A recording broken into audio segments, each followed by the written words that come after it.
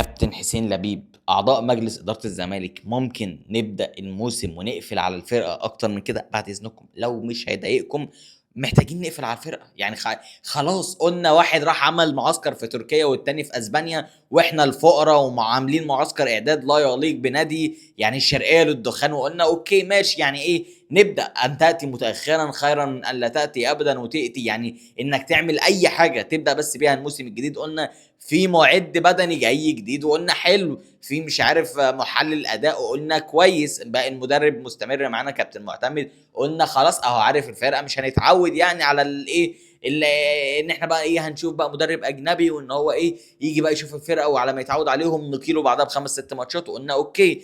النادي الاماراتي انسحب من صفقه اخوان بزيرة، قلنا يا سلام، يعني الدنيا بدات تضحك اهي، والدنيا بدات ايه لجماهير الزمالك تهدى شويه، بدانا نهدى شويه، قلنا خلاص هنبدا. يعني ايه هنبدا مع معسكر اعداد بقى ونبقى زينا زي انديه العالم دي كلها، سواء عالم ثالث عالم اول عالم خامس، كلهم بيبداوا دلوقتي. احنا مش عارف لحد دلوقتي مصنفين كايه يعني، ولكن يعني دلوقتي بصراع دلوقتي على عبد الله السعيد. والله يعني انا عايز هتكلم في حاجات كتير قوي في الفيديو ده، ولكن عايز اتكلم مع عبد الله السعيد في كلمه واحده. كابتن عبد الله السعيد، اقسم بالله انا اكتر واحد او من اكتر الناس اللي بتحبك ومقتنع بيك ان انت اسطوره من اساطير مصر وستظل اسطوره من اساطير مصر. ولكن كابتن عبد الله السعيد، لو في لاعب في العالم ده كله عنده استعداد او في اوبشن ان هو يدفع فلوس في نادي عشان يلعب في النادي ده في اخر سنين من عمره، فهو اللاعب ده هيكون انت بعد ما خسرت جماهير الاسماعيلي جماهير الاهلي، مش هينفع خالص تخسر جماهير الزمالك، مش هينفع والله، ده لمصلحتك. يعني احنا اصلا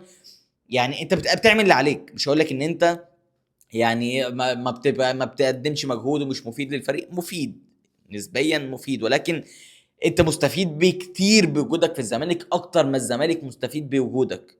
فنيا انت السنه اللي فاتت نص الماتشات ما كنتش بتقدر تجري، كنت سبب في ان احنا نخسر ماتشات كتير، وكنت سبب في ان احنا نكسب ماتشات كتير، ولكن انت مستفيد من الزمالك اكتر من الزمالك مستفيد منك. دي حاجه لازم نكون متفقين عليها. ايه يعني انت عشان خاطر تكمل بقى يعني كاريرك في الكوره في مصر، انك تبقى مثلا رئيس نادي فيما بعد، تمسك مدير رياضي، مدير تعاقدات، تمسك حاجه في اتحاد الكوره، لازم يكون عندك ظهير جماهيري قوي. الا بقى لو انت مش عايز تشتغل في اي حاجه ليها علاقه بكره القدم، وعلى حسب معلوماتي انت عامل دراسات وماجستير وعامل حاجات في كره القدم، ولكن لو ناوي انك تبقى فريلانسر مثلا او تشتغل فاشن ديزاينر او كونتنت كرييتور او تعمل فيديوهات معانا يعني وتنافسنا في السوق، ساعتها ماشي خلاص. مش شرط انك تقتنع او تخلي جماهير الزمالك مبسوطه والاهلي مبسوطه والاسماعيلي مبسوطه. فكابتن عبد الله، انت والله المستفيد من وجودك في الزمالك اكتر ما الزمالك مستفيد بوجودك، وكده كده فلوسك انت هتاخدها. يعني انت شايف امة لا اله الا الله ليها فلوس، بتروح الفيفا ترفع قضيه بتاخد فلوسها على داي المليم، بنحط لهم الفلوس، فكده كده فلوسك هتاخدها 6 7 مليون، والله ما هتفرق كتير.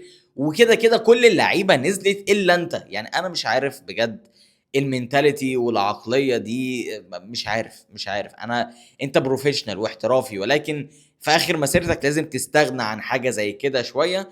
وعادي يعني النادي بروفيشنال معاك، متبقي لك فلوس في ازمه ماليه، دفعنا 5 6 مليون دولار عشان خاطر يعني ما نقفش قيد اكتر من كده ونحل المشاكل والازمات اللي عندنا. استحملنا شويه واحنا كده كده مستحملينك والله من السنه اللي فاتت. فتعال بقى نتكلم على كابتن حسين لبيب ومجلس اداره الزمالك. ممكن نحافظ على الفرقه؟ يعني ممكن بقى نقفل الدنيا اكتر من كده، نعمل معسكر، نخرج الصحفيين، نخلي كابتن معتمد يحاول ينقذ ما يمكن انقاذه، نخلي محلل الاداء يشتغل بسرعه، ونخلي المعد البدني يشتغل بسرعه. نقفل ممكن نقفل الدنيا علينا. مش لازم تبقى لا اله الا الله عارفه كل حاجه على الزمالك يعني. والله الموضوع مش صعب. يعني انت لو تتكلم على الزمالك الموسم اللي جاي، الموضوع مش صعب والله. يعني سيبك، يعني انت لو عايز تركز انك تاخد الدوري عادي، هتخش تنافس وتاخد الدوري، لان انت كده كده انت كده خسرت حسام عبد المجيد. هل هيأثر معاك؟ هل هيأثر معانا، هيفرق معانا جامد. انت بقى وحظك، هتشوف بقى المدافعين اللي هتطلع من الناشئين، هنشوف كابتن ونش هيتصاب ولا مش هيتصاب، هنشوف محمد اسماعيل هيقدر يقدم نفس الموسم الخارق اللي عمله السنه اللي فاتت ولا لا، ولكن محلوله. لو عايز او قادر انك تقدر تنافس عادي جدا تقدر ان انت تنافس. الموضوع مش صعب ولا مستحيل، ولكن ممكن نقفل الدنيا، ممكن نعين مدير رياضي مكان جون ادوارد، يعني حد يقفل على الفرقه. انتوا نجحتوا السنه اللي فاتت بسبب ان انتوا ما كنتوش بتتدخلوا، فده كان سبب النجاح، ان انتم بعدتوا عن القرارات، بعدتوا ان انتوا تاخدوا قرارات وتحتكوا باللعيبه وتتكلموا مع اللعيبه. فممكن نعين مدير رياضي شاطر كويس قوي يقدر يقفل على الفرقه، على ما نشوف بقى حوار ان احنا هنقفل يعني القيد هيتفتح في يناير ولا لا. مع ان دي يعني حاجه مش بسمعها غير من الناس المحيطه من الاداره والصحفيين المحيطين من الاداره. ما انا مش عارف بقى هل ده هيحصل ولا لا، ولكن يعني لو حصلت خير وبركه، نمشي الدنيا لحد يناير ونستحملكم لحد يناير وبعد كده نبدا نجيب صفقات. ولكن مش هيحصل، لازم في كل الاحوال حتى سواء ايقاف القيد هيتشال في يناير او ان انت هتحلوا المشكله دي او فيما بعد بقى بعد نهايه الموسم ومع بدايه الموسم الجديد او اللي بعد الجديد يعني. يا محتاجين مدير رياضي، الموضوع سهل وبسيط، عينوا اي حد اي حد اي حد ماشي كده، قولوا له انت المدير الرياضي، انت اللي عندك الصلاحيات الكامله في كره القدم. حد كده يخليكم تبعدوا تماما ان انتوا تقتربوا من الفريق او ان انتوا تتكلموا مع المدير الفني، يبقى المدير الفني منه للمدير الرياضي والمدير الرياضي منه ليكم. بس الموضوع سهل وبسيط وفي السيمبل منه. بالمناسبه والله سكواد الزمالك مش اللي هو الكارثي، يعني هو متوسط او فوق المتوسط بشويه، واللي هيقويه من وجهه نظر انا هو جمهور الزمالك. اللعيبه دي لو هتقيمها مثلا الاهلي 8.5 من 10، بيراميدز 8.5 من 10، قول الاثنين 9 من 10 وهينافسوا بعض، الزمالك 6.5 من 10 بجماهير الزمالك، تقدر تعلي من اللعيبه دي توصلها لل 8 من 10 وتقرب من الاهلي وبيراميدز عادي جدا في بطوله افريقيا. قلنا ان هي مش صعبه ومش مستحيله ان انت توصل فاينل، انت كده كده بطوله افريقيا ما فيهاش غير 4 انديه من ضمنهم الاقوى بره البطوله، فالاقوى بره البطوله، فبعد كده النسبه متساويه ما بين الكل، ما بين الزمالك بيراميدز سان داونز، عندك الترجي لو فاق شويه يعني فاهم الدنيا في السيمبل منه، تقدر ان انت تمشي الدنيا وتركز في بطوله افريقيا اللي ممكن تنقذ لك الموسم، وبعد كده تبدا بقى ان انت تجيب صفقات من اول وجديد.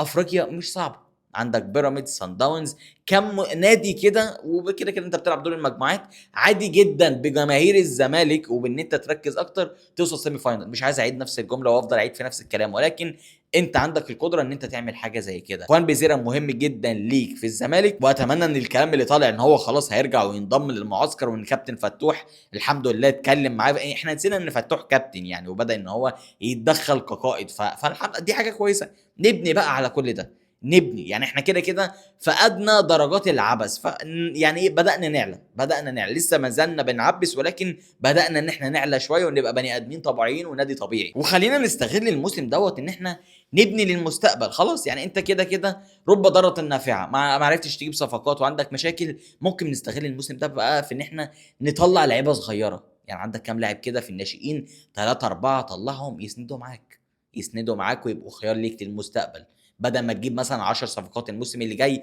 ممكن من الاربعه خمسه اللي هيصعدوا 3 منهم يفيدوك، 3 منهم يبقوا من القوام الاساسي، فما تجيبش 10 صفقات، تجيب 6 تجيب 7، فاهم؟ فساعتها الدنيا هتفرق معاك لو انت عرفت ان انت تبني صح.